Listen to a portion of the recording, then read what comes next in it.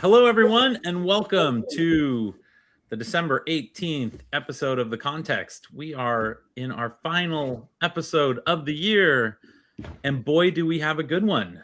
Today's context is all about MCP apps and GPT apps or ChatGPT apps, and I'm super excited. What's that?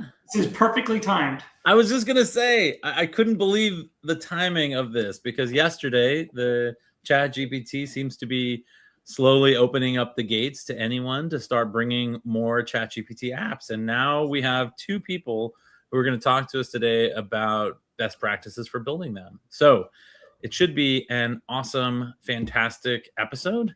And I'm sure we'll have lots and lots and lots of questions. This is our last episode for the year, Darren. It's our 27th episode of The Context.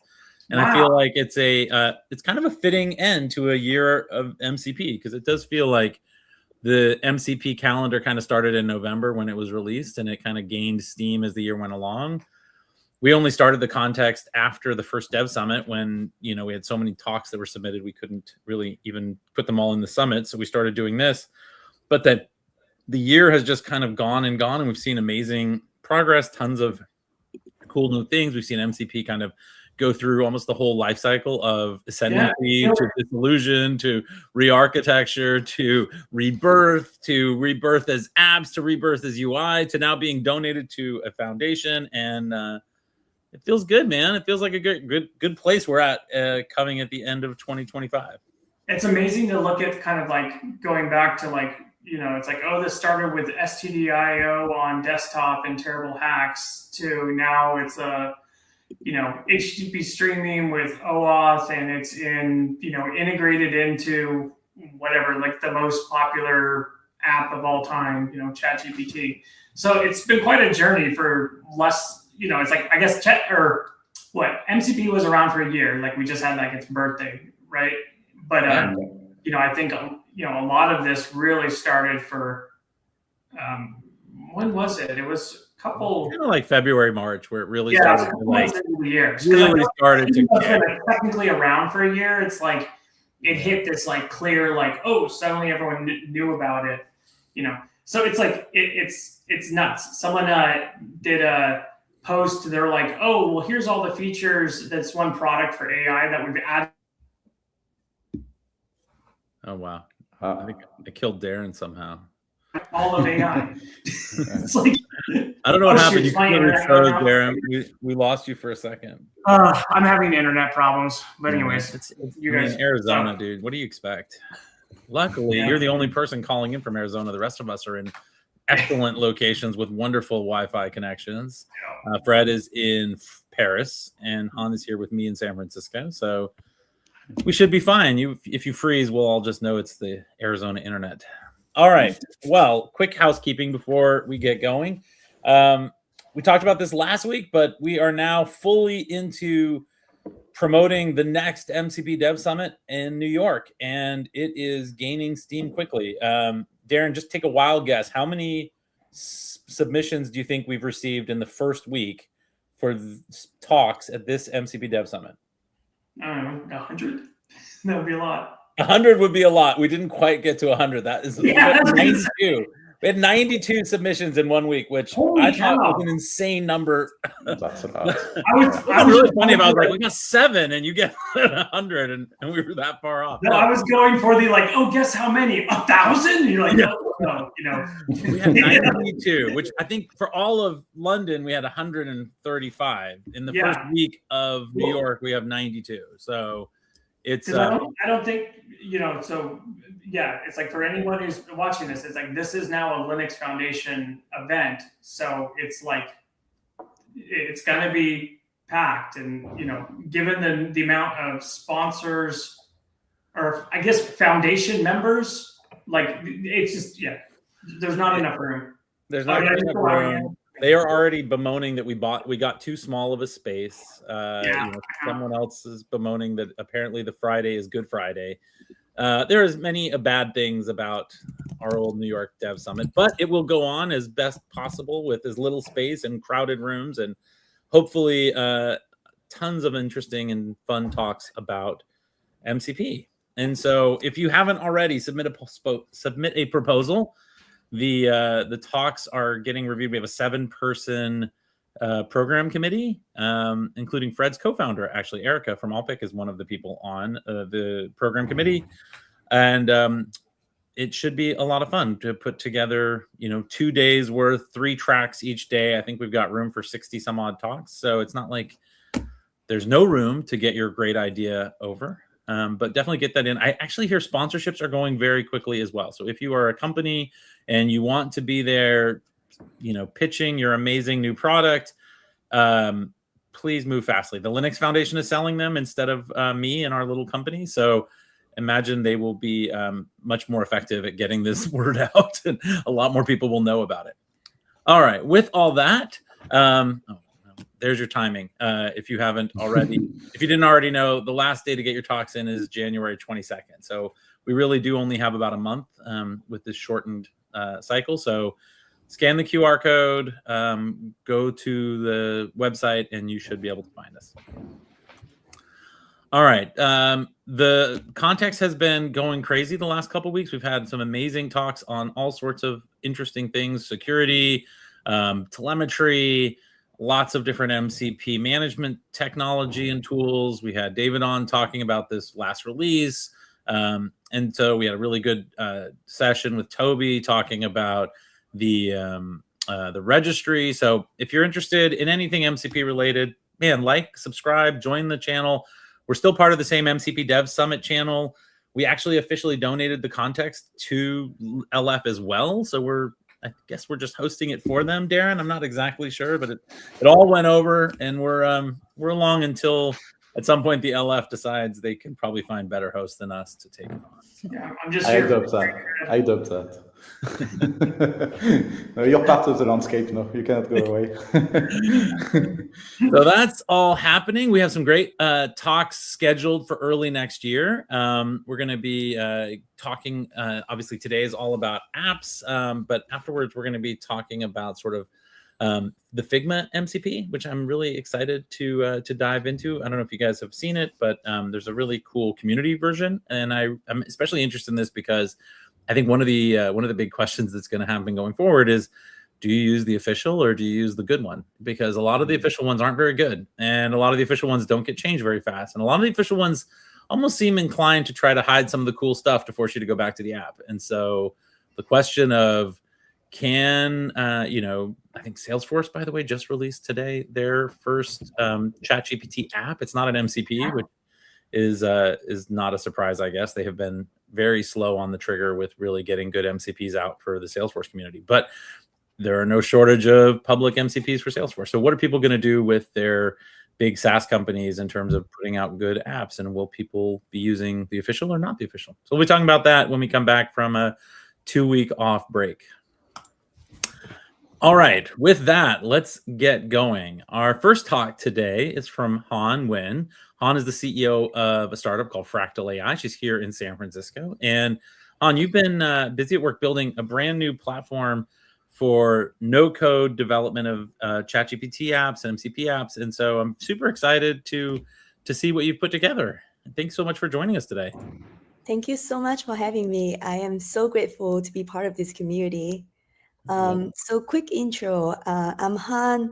We're building Fractal. Fractal is the easiest way to build and host ChatGPT apps. So I want to do a little bit of intro about us. So my co-founder, Max, he studied computer science at MIT, used to lead AI infrastructure for Hive AI. And he was part of the founding team for Random Labs, a YC company that focused on AI coding agents. And I'm Hanh. I used to work for Microsoft, one of the early engineers for Random Runway. I've been in AI for the last 10 years, so way before it was cool. And we were among one of the first to build UI on MCP. We're so grateful to just see how much the community has grown. It's wonderful. So Fractal is solving one of the biggest problems that I think right now when it comes to MCP development, and that is to think in conversation. So I know that, we talk about like how all these official apps are not as good as the good apps. And I think the big difference between a good app and the official app is that the good apps, the people who develop it knows how to think in conversations. I also see that most of the people who are building MCP apps right now are very, very experienced web developer. But ChatGPT is not a browser. It's a conversation platform. So how can you turn, this conversation and create an experience, a UI experience inside of the conversation? That is something we think a lot about. So the way we solve it is that, this is like a prompt that I'm going to demo today. It is different from any kind of app that you build, because instead of focusing on, hey, you build me an app like this prompt, we take two kind of prompts. The prompt that just say, hey, I want to create a ChatGPT app like this. Or you can say, hey, I want to create a ChatGPT app that do this, but I also want to create this experience in the conversation.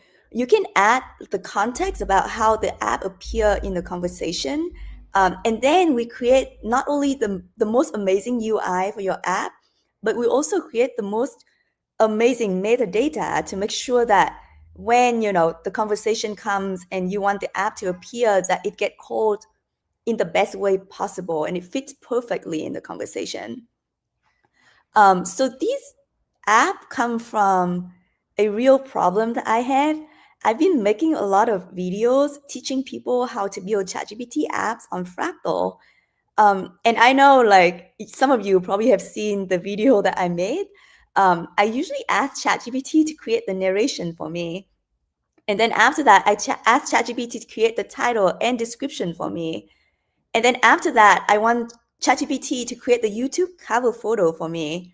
But I absolutely hate the ChatGPT model generations. I love Gemini Nano Banana Pro. And I was like, you know what? This is a great way to use, an MCP or a ChatGPT apps. So I create this prompt, and I'm going to demo this prompt using Fractal for you. So this is Fractal. It looks like, a typical vibe coding platform that you see.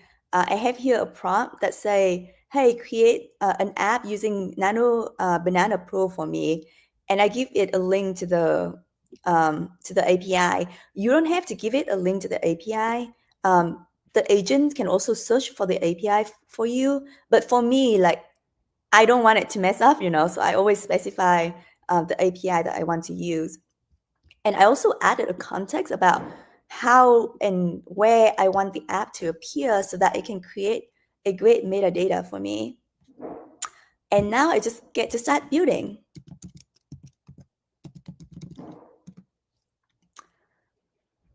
So first, Fractal is going to have a planning agent for you. It's going to read the documentations and it's going to recommend how you should structure your app. This is really amazing for me because for someone like who is non-technical, it's really hard to think about, hey, if I want to use an app in this situation, what kind of tool do I need to create? What kind of parameter that I need to go in the tool? What kind of metadata to translate the prompt into the parameter in the tool? We solve all of that for you. You don't have to think about that at all with Fractal. All you need to do is to think about, hey, how the app fit in the conversation and what result that you want to see out of the app. So here, Fractal already read the documentation, and now it's going to propose a plan for me. It does take a few minutes for it to propose the plan. Okay, great. Okay, so it finished proposing the plan for me. And over here, you can see, it realized that, Gemini needs an API key, so I have to enter an API key for it to work. And also, it create like what tools that I need to build, what the parameter would go into the tool, what the output of the tool is going to be like, what will it look like. And then it also like show me how to use the app as well. Like this app would work with this kind of direct prompt, this kind of indirect prompt, and this kind of negative prompt. These strictly follow ChatGPT recommendations on how to build best ChatGPT apps. We just kind of get inspired from the guideline. So I'm going to enter the Nano Banana API key here, and hopefully it's going to build for me.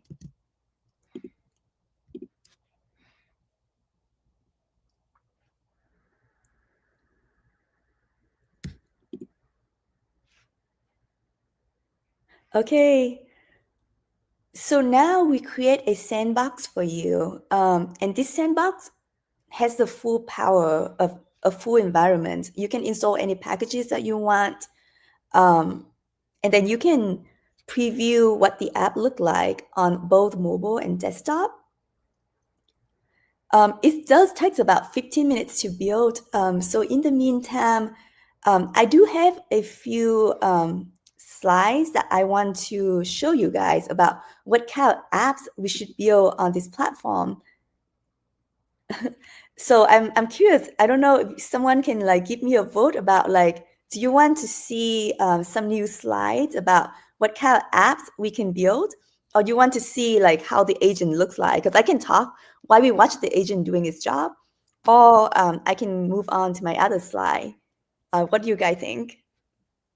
I think we go watch the, let's go through the slides while this builds, and we'll see how it looks when we get back.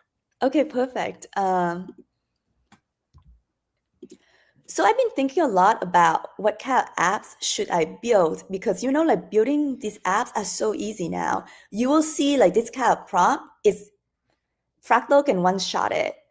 So the problem, and you know, with Alpic and all these tools coming out, the problem isn't how, you know, how to build, because I feel like how to build is very easy. It's what to build. So I have a few slides about like all the different patterns that I see that would make a great ChatGPT apps. So one of the ideas that I have are apps that use the conversation context. So an example that I have is an Instacart app. I really love Instacart app because I usually go to ChatGPT to ask for a recipe and meal plan for the entire week, so I can go grocery for the entire week. And it's so nice to just follow up with Instacart and say, hey, Instacart, like add all these ingredients to my cart for me. It is so magical because it removes the frictions of me like looking up every single product and then add that into ChatGPT, into Instacart app. And that get me to think about all the different kind of app that would fit into these categories. For example, like you can turn like, you know, the conversation into kind of all the different kind of files, like generating reports, generating invoices, generating slides. You can also like not turning it into files, but you can also like display it in a really fun way, like graph, charts, tables. Or, you know, from the context that you chat with ChatGPT, you can take some actions. Like, you know, if you do a travel plan, then say, hey, book my hotel for me, book my flight for me, schedule my babysitting for me, schedule my dog sitting for me, or like shop for this item for me. So I think a rule of thumb for inspiration for me has been, hey, you know, if I have to copy some text out of ChatGPT, that can be an app that lives inside ChatGPT, and it would save me the time of copying text out of ChatGPT. And then the next kind of app that I thought would be very cool is apps that use ChatGPT inference. Some of these apps are like, so I just recently made a trivia game. I can show it to you guys if we still have time. But these trivia games use ChatGPT as a way to generate questions. And I can play like super random like trivia game, like give me trivia about Pokemon. This is not something that, you know, regular trivia game would have. So the inspirations for these kind of apps are apps that, you know, you can use ChatGPT to generate content. You can use ChatGPT to be a judge for like your app. You can use app with like ChatGPT as a personality or commentary. There's like so much opportunity for fun things to be built here.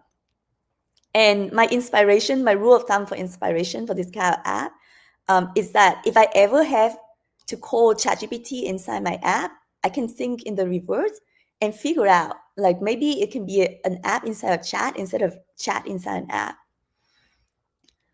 And the third kind of app that I think a lot about is that we use ChatGPT distribution, taking advantage of huge ChatGPT users. So ChatGPT already have 900 million users. It is crazy because when the App Store came out, it only had 6 million iPhones. The scale is massive. So if you already have a product that people really loved, like, I think you mentioned this in one of the very, very popular mainstream app, is that they purposely hide like the most useful features so that, you can like lead it back to your main app. So yeah, so those are some of the ideas that I have for apps. If you want to build apps, you can get inspired. Yeah, I'm going to go back to the agent now. It is still working. You can see it's start to give me a preview now. So we're very thorough with our agent. It's going to run a bunch of tests to make sure that the app absolutely works. Like maybe it doesn't work as intended as you want, but it will absolutely run. Oh wow, okay, it's making progress. So you can see how it works on mobile, you can see how it works on desktop. You can see that it made a mistake here. This button is black text on black text, so that's not good. And then, like I can see where it messed up by looking at the code. We do expose the code here, so you can see what is going on. When I use coding agent now, I never really code anymore, but I do read the code so I understand what to prompt. Oh, here you go. This is what it looks like. But I'm going to fix the button.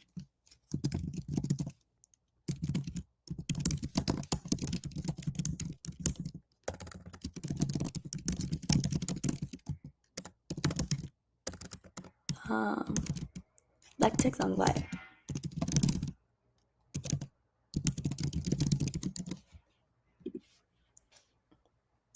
So I'm going to fix that, and then we're going to deploy it, and then you get to see it in action. Han, while you're waiting for this, so this while you're waiting to kind of finish this last improvement, I'm very curious because it feels like so many vibe coding apps are built for developers. Obviously, they're built for people who have ideas and they want to turn them into apps, and most of them are people who naturally think of developing. Is your audience, are you targeting people who are not developers? You think that people who don't typically build apps might be able to build ChatGPT apps given the vibe coding capabilities of your product? Yes, that's my goal right now. I feel like I personally build a lot of tools for me to use. So we definitely want to target toward people that are not developers. I don't think that we're quite there yet. I think that right now, the stage of the product is that you do have to have some coding background. You need to know what an API is. And like you definitely do not write a single line of code ever, but understanding how like the software works really helps. But we actually having our next version that you can absolutely like need zero coding skill. And I'm very excited about that new updates that we're going to have. But right now, I think it would work best if you're like a web developer, but you have a problem thinking in tools, thinking in conversations, then this will be a great tool for you. It's it's fascinating. So it's like Silicon Valley. Started with making chips, and you have all this kind of hardcore, low-level technology, and then there was the whole mobile trend and whatnot, and like all the people in San Francisco felt like the it's like it was a kind of different type of developer, like hipsters and whatnot. There was like, oh, they're not doing low-level tech; they're just like web designers who can make a mobile app or whatever. And it's like now with these ChatGPT apps, it's like it's kind of going in that. To me, I feel like it's kind of like it's becoming less and less about the technology and more about the business or the idea, or so it's like it's just low. I think it's going to lower the barrier even more for because there's even less things you have to do, but like, do you have? Aren't we already there, Darren? It feels like with Replit and all these things, like, I mean, just talking, I talk to people pretty regularly that are not developers and couldn't write a line of code that have now built something. I'm one of them. I'm not a developer. No, but you can't ship an application to a large audience. That's what I mean. So the thing is like what we have right now. So Replit and those things do really good for kind of like, oh, I built an app for myself, or I built it for my team, or whatever. But in terms of like kind of like opportunity, like business opportunity or big impact or whatever, is like, because what I think, like, because we have a largely technical audience of this and a lot of startups and stuff like that, is like, this whole idea is like, I think all the incumbents who are like, oh, I'm going to take my app and I'm going to put it in ChatGPT, they're really going to suffer. It's like counterintuitive because if it's like, when do I bring it back to the web page? When do I get it to the mobile? As opposed to somebody here in a chat native application is like, it's so much less user, the amount of like UX you have to build, because like when you think about like a traditional app, so much of what you're offering is the interface on top of data and services, whereas chat kind of gives you most of the interface already. So it really boils down to like, what's the true value that you're giving? So it's like, if you can come up with a good idea or a good value, the interface is there. You can vibe code these apps super fast. They're really easy.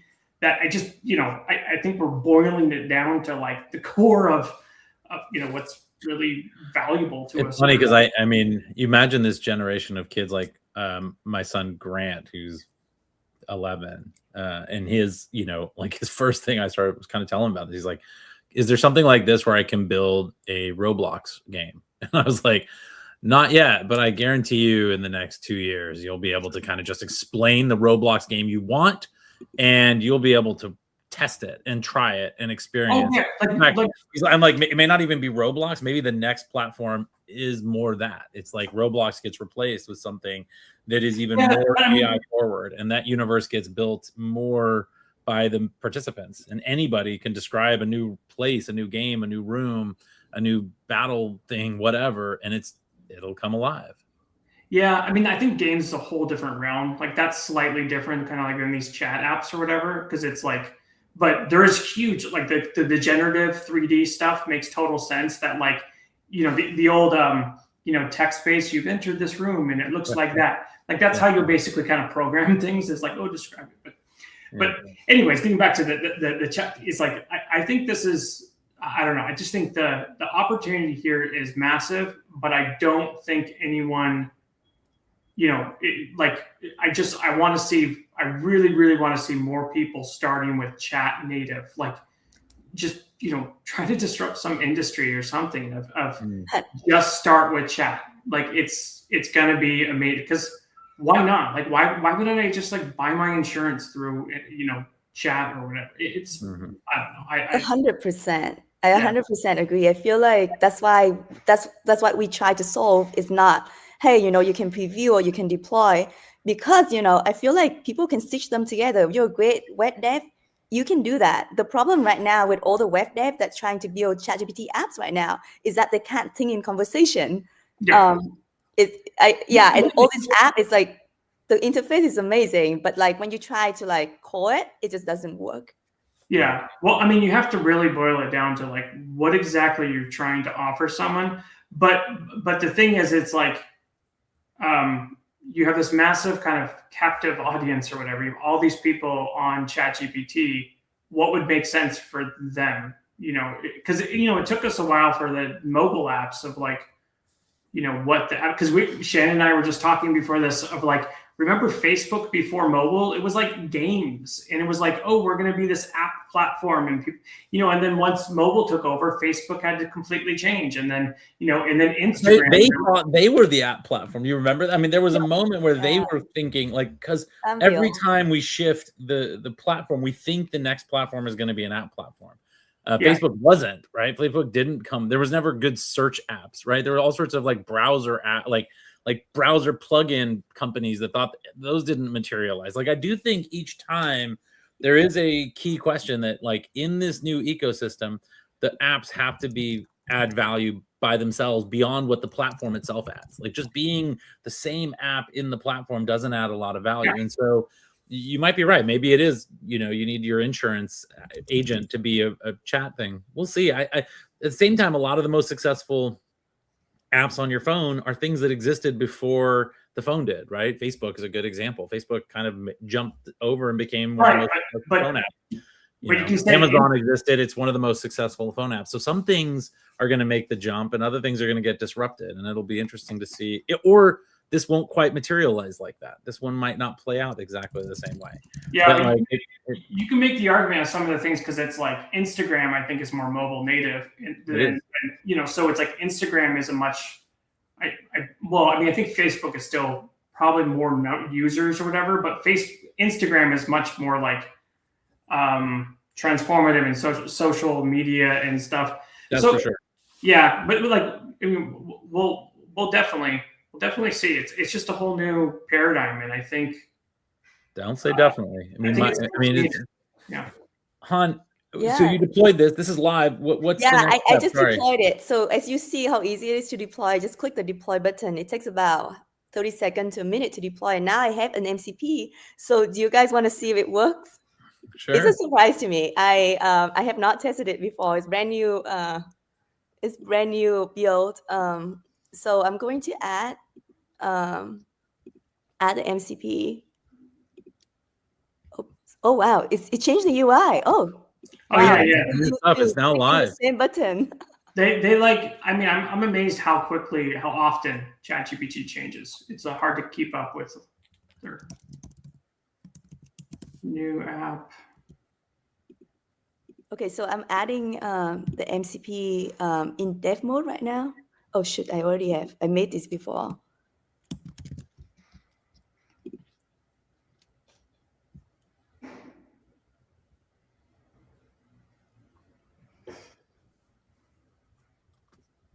Okay, it is added, and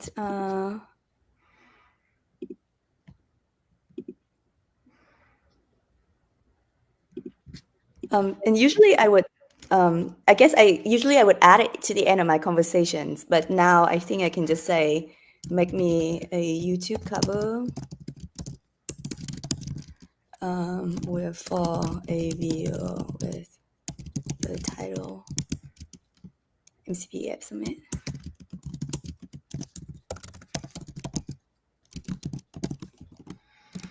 Okay, let's see. As far as I know, when you say at whatever, it's kind of just a shortcut for basically clicking add and putting it into the, like, effectively does the same thing. Nice. Oh yeah. Genuine, yeah. Yeah, and you can see like this is the tool description that we created. When you plan, I don't know if you remember in the beginning when we plan. This is like image gen, so it's gonna take a nano banana. It's gonna take a bit of time, but in the meantime, we can inspect the tool calls. So we write really good metadata. I've tested all the metadata of the apps that are currently on the App Store, or at least like the launch partners. They have terrible tool description, and that's why the app doesn't run really well. And we automatically make really good tool description so that based on the scenario that you described in the beginning of how you want your app to fit in the chat, it will guarantee that it will fit in the chat. And I think this is like what really makes us stand out and helps people to think in conversation. This is like my current pet peeve with people writing prompts is like, stop writing prompts yourself. Ask AI to write prompts. They write so much better. Yeah. Ask AI, because think of the idea of like when you talk to someone and you want them, like if you tell somebody something and then you say, can you repeat that back to me? They'll say it back to you in their voice and the way they understand it.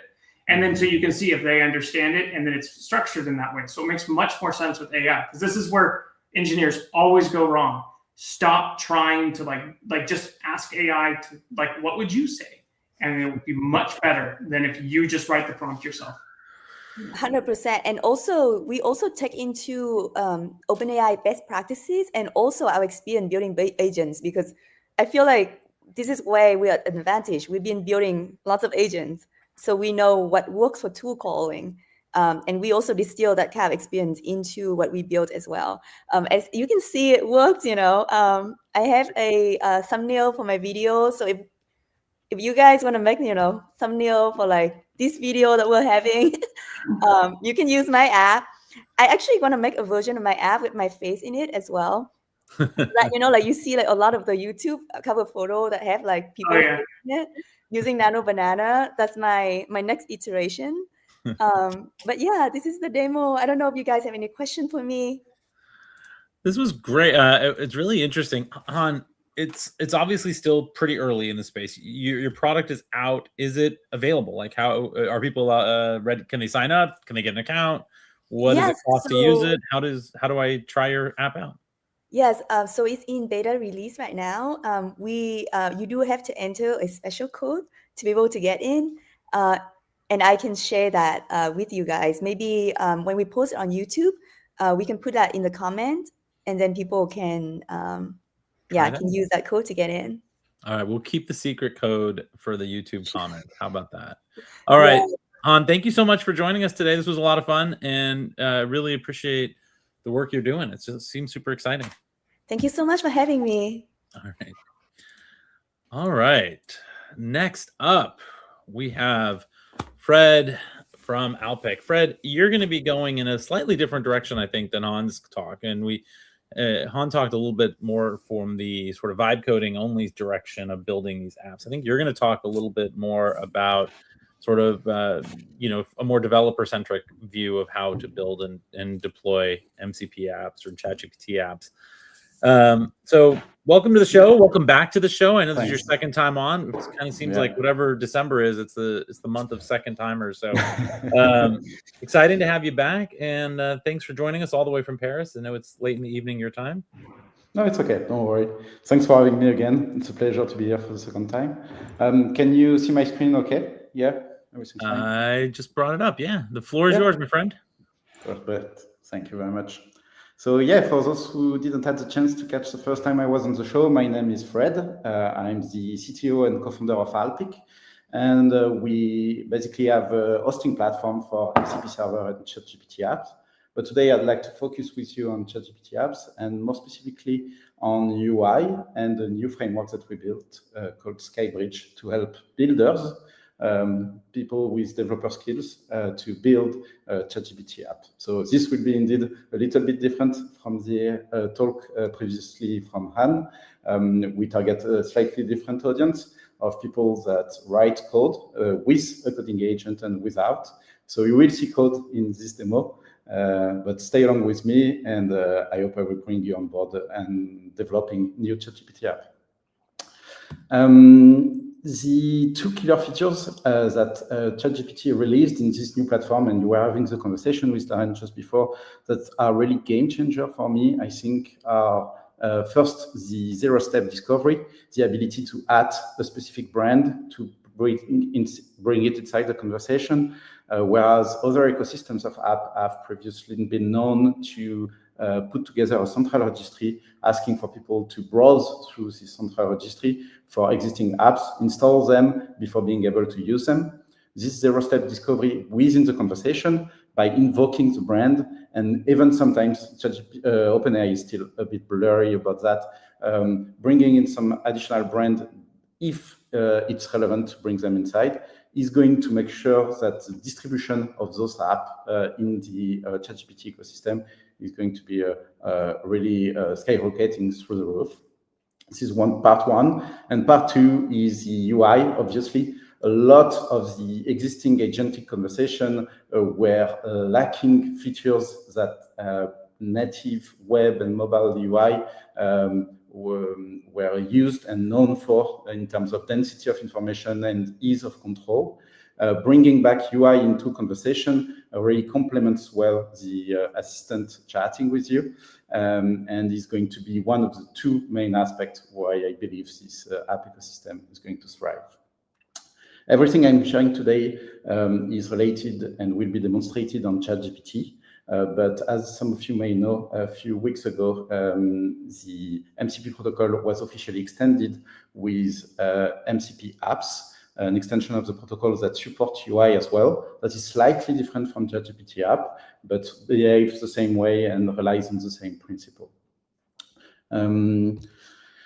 The first problems that we have with the current ecosystem that drive us on building a new framework called SkyBridge was when OpenAI released back in October 2025 the apps SDK, which was the framework to build apps. The problem with releasing this apps SDK back in October is that if you take a look at the documentation of apps SDK, you'll find out that there is not a single line of framework exported from this software development kit.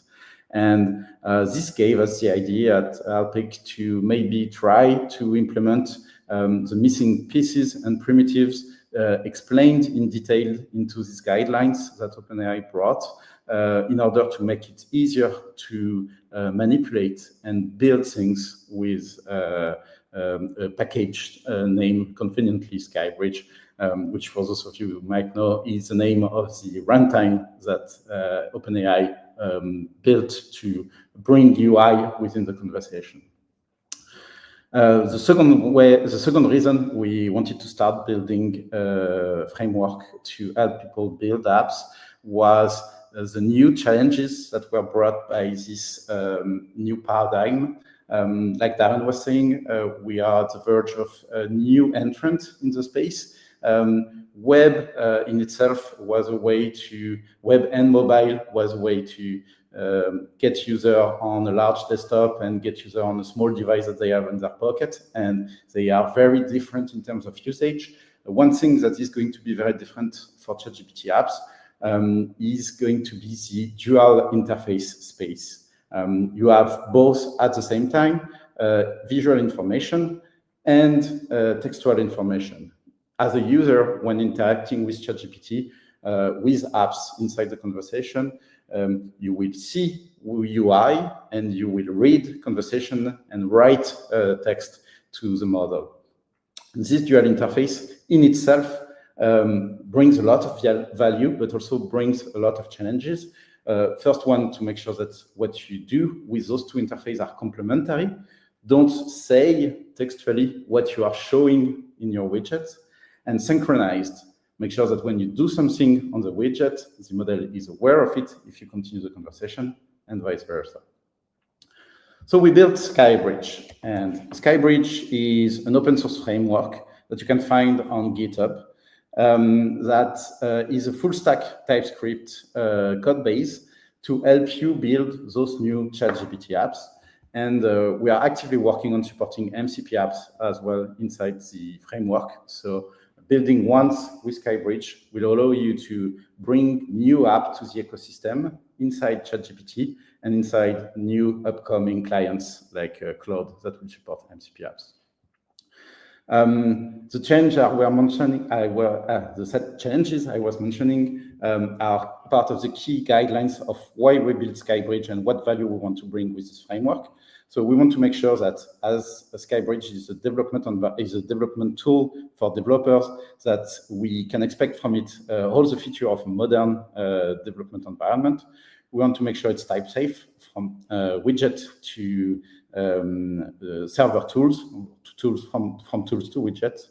We want to make sure it's in sync always, and we want to bring convenient API to developers that are familiar with, especially in the React ecosystem, with some accustomed to some very classical API that we are lacking at the moment, both on the ChatGPT interface and the MCP app interface.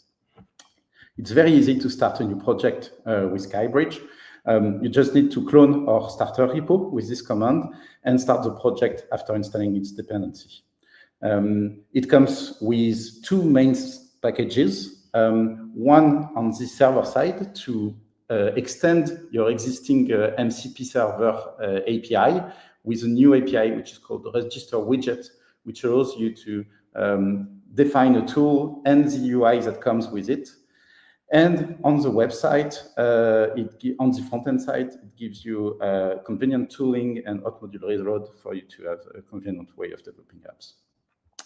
Everything is available in a detailed documentation that you can go through in order to find out all the small API and details of SkyBridge. But what better way to make you better understand why we developed SkyBridge and what you can do with it than showing you a quick demo. So specifically for this talk today, I built, using SkyBridge and using Claude, a small ChatGPT app aimed at helping me discover new capital city around the world. And I will start to use it right away. So I will start with one I'm very familiar with, which is basically my city, my hometown city. At the moment, the ChatGPT conversation I'm showing to you is connected to my local environment, so to the code editor that you see on the left that is running the app. When I asked him to show me Paris, basically he responded with a small UI widget embedding a map. If you're curious about it, the map is brought by Mapbox. And it showcases the capital city I'm looking for inside the center of the screen. As I was saying, the idea of SkyBridge is to bring all the features of modern web development inside your development environment. So I'm currently working on this application, and I want to make some changes to it. If you've been working a little bit with ChatGPT app before, you know that this is not a very fun thing to do. Every time you do some changes, especially if you started building using the examples from OpenAI official GitHub repository, every time you do changes on your widget, every time you do changes on your tools, you need to restart your processes and you need to re-register a new application to ChatGPT in order to have those changes seen and shown in the UI. Here, I don't need to. So let me show you what happens if, let's say, at the beginning of my tool call, I want the map to always be centered at latitude 0 or longitude 0. Like you've seen, I just make changes in my code base, and those have been reflected right away in the UI. And the UI is not a copy from OpenAI ChatGPT, it's the actual ChatGPT. I am on chatgpt.com at the moment. It's just that this server is connected to my local environment. And whenever I do changes in the code base, the changes are reflected right away in the UI. So if I say I want to start the map initially at latitude 48 and at longitude 12, for example, which would be, I guess, somewhere in Austria, the changes are reflected right away in the UI. And this, as a developer in 2025, is the very first important thing to me, is to be able to see right away, when I do a change, the impact of this change live in an environment that is as close as possible to my real production, to avoid discrepancies that may occur if I'm looking somewhere else.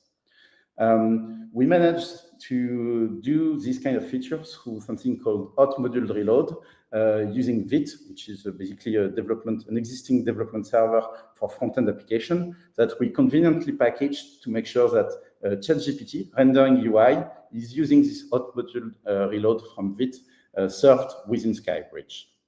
So every time I do a modification, it's shown in the UI.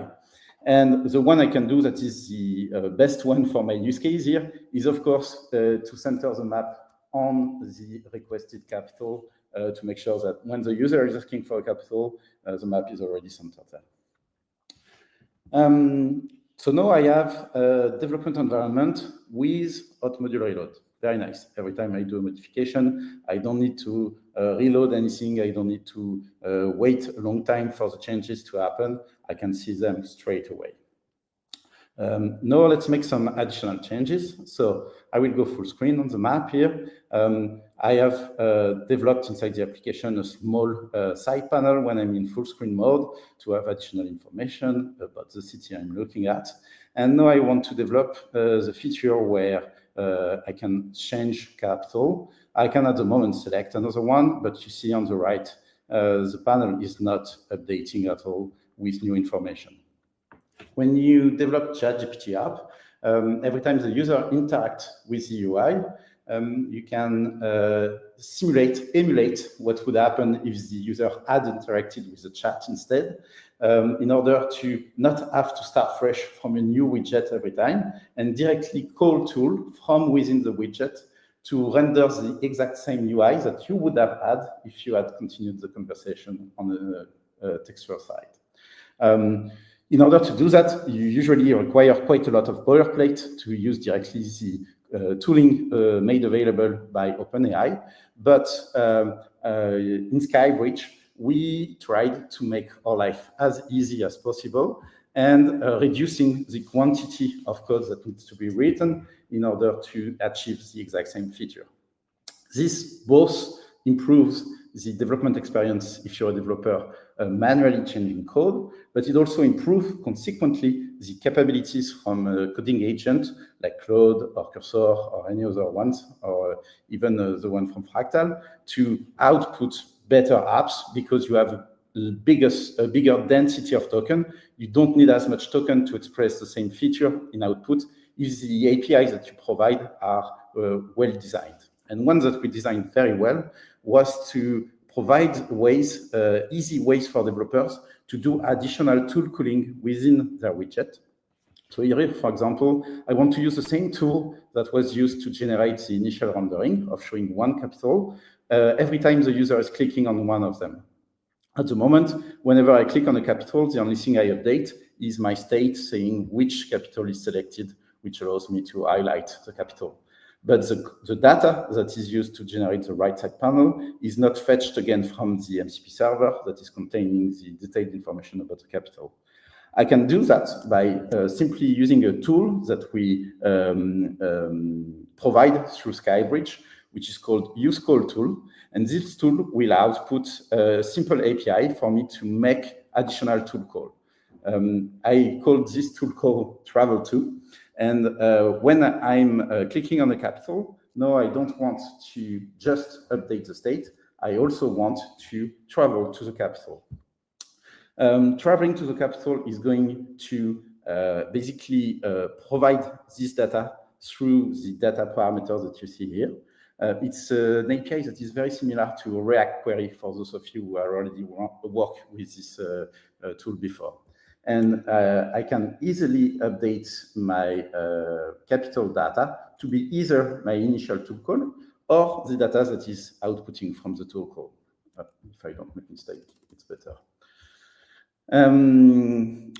Last but not least, I have a way to easily get information whether the tool is still pending, and I can update my loader to take into account the fact that I might still calling a new tool. So now when I click on London, you can see my right pane is waiting for my tool call to complete. And when the tool call will be complete, and I will get information about London, I will have information about this particular city displayed on the right panel. And I achieved this navigation on the UI with just 6 lines of code, which is very nice always to have to write less code. Before I give back the stage to Darren and to Shannon, I want to demonstrate one last feature. If you remember well, here at the beginning of my exchange with ChatGPT, I was asking for information about Paris. And let's say as a user, I tried going through a few different cities. And the last one I want to go to, I jumped one. But if I go back to London, the last one I went to is the one different from the initial tool call that rendered the UI. If I ask which is the country this city is from, inside the conversation, which I can do at any time because I can jump from UI to conversation and from conversation to UI. So you have to remember in terms of flow for your user that this can go from one to the other. When I do that, and I don't have anything explicitly said in my application, the model is still thinking that I am in Paris. It said that Paris is the capital of France when I ask in which city I am. But I just selected London. So it's strange that the model is not aware that as a user, I changed from Paris to London. And this is because what's happening inside the UI is not proactively feedbacked back to the model. You need to say what you want to the model to have in its context when you are doing stuff on the interface. It's quite hard to do with the current API provided by OpenAI, so we built a better tool to encapsulate this complexity. And this tool is basically an HTML attribute. So every time you're rendering a piece of content on your app inside your widget, you can add this parameter, which is called data LLM, which will automatically be forwarded back to the model without triggering a new inference. So you won't see any part of conversation taking place, but it will allow the model to be aware, to be notified whenever there is this node rendered in the widget of the content of what you say. So here, for example, this node that I'm looking at is the node responsible for displaying the right panel. And I want to add a new data LLM attribute on this node, saying that the user is currently viewing the capital for this new capital, and giving all the context that I received from the tool call inside the context so that it knows what I'm looking at.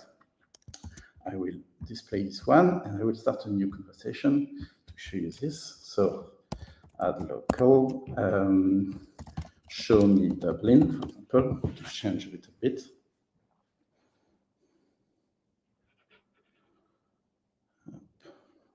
Fred, while we're waiting for this, I missed how you added @local into your dev environment in ChatGPT. How did you do that? Exactly like I see. Just added as a private MCP. You basically generated it and then added it. Yes, exactly. When you start SkyBridge, you have a URL that is shared with you. Let me show you. You have a tunnel URL, that is the one that you have here when you start SkyBridge.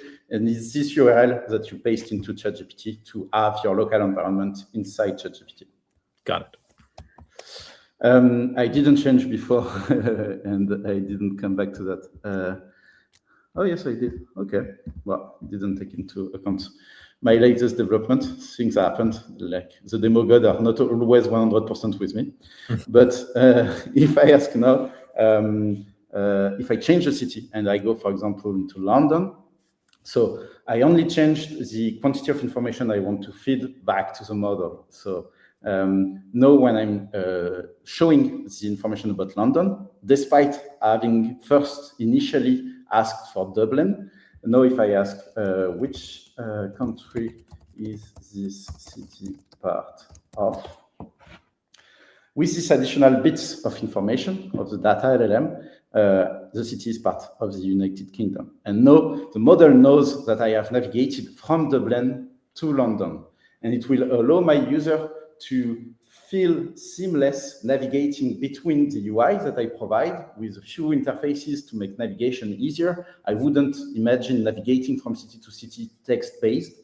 So it's very convenient to use a widget to do that, but still be able to ask questions to the model whenever I feel like it, because I don't want to read the full description of London and I want to ask the model, but I want the model to be aware of the context of navigation that I had until then. So developing SkyBridge application, developing ChatGPT and MCP apps with SkyBridge is much easier because we provide high-level tooling that reduce the quantity of code and boilerplate code that you need to write or that your coding agent need to write. And we also provide API to make sure that when developing those new apps inside this new paradigm, you think about stuff that are very specific to this new ecosystem, like sharing context to have synchronized navigation, be complementary always, and of course, have easy to access API. If you are interested in SkyBridge, you can grab the QR code that is here to go to the open source project. You can read all the documentation that is inside the SkyBridge project as well. We have a lot of issues and contribution from the outside community as well. If you want to contribute to SkyBridge, you're more than welcome to do so. And I hope SkyBridge will help you in your journey developing ChatGPT apps. Thank you very much for your attention. And if you have any question, I'll be happy to try to answer them to my best abilities. So I just wanted to ask, just technically, like the way you are syncing the context for that data LLM is like, how are you technically actually doing that? I was just kind of curious. There is an API on OpenAI that allows you to set context, basically if you know the API, it's called the set widget state. It's an API that allows you to persist information in a JSON format in ChatGPT, so that when you come back to the conversation 2 weeks later, this state will be brought back inside your widget in case you want the UI to reflect all the navigation that the user did. But in addition to persisting state, all the state that you persist is also passed to the model. So if you are careful about what you persist into the widget state, you can make sure that the model is always aware of just the necessary information corresponding to your navigation. The API that they provide is very programmatic. So if I was using the window.openai.setWidgetState, I would have, every time I render something, to think to myself, do I need to programmatically call this API or not? What we did with the data LLM attribute is reversing the problem. We said, you can write data LLM attribute everywhere you want in your application. Only the ones that are rendered are going to be combined together and sent to the model. So every time you have a re-render in your application that shows different things, all the data LLM attributes that are everywhere are combined together and put together in the context window of the model to make sure that you have information to display to the user and you have information to feed the model about what is displayed to the user. I had no idea that the widget state was exposed to the model. That does actually, I mean, I'm assuming that's documented somewhere, right? Do they say that? Okay, well, I was not aware of it. That's beautiful, because I like the way you point out that, like, you know, when you're writing these apps, there's different things you have to consider, you know, because you have the user looking at UI plus what is AI aware of. And that's one of the big things that we've noticed is, you know, kind of that idea of synchronizing those two things and maintaining that context is essential. I really like this. This is interesting, these two different talks, because they're kind of coming in from two different approaches, where we have kind of like, let's vibe code this thing. It's super easy, you know, kind of no code approach. And then you're going much more kind of traditional engineer, developer, web developer technologies and stuff. And I think there's, you know, there's kind of open space for both of these, you know, because definitely if you're going to be, you know, because with these vibe coding things, it's like, okay, you know, the existing companies today, all the big companies that are already in the ChatGPT app store or whatever, they're not going to vibe code. You know, they have engineers, they're going to use, you know, they already have a tech stack, they have whatever. So it's like, you know, these type of highly technical or you know, frameworks enough make sense. But also point out, you know, these nuances that you're saying. It's like, oh, you need to, you know, how do you track state between this and this, and yeah. So I think it's it's very slick, very, very slick what you've done. And I can't wait to try it. Honestly, I think it looks really good.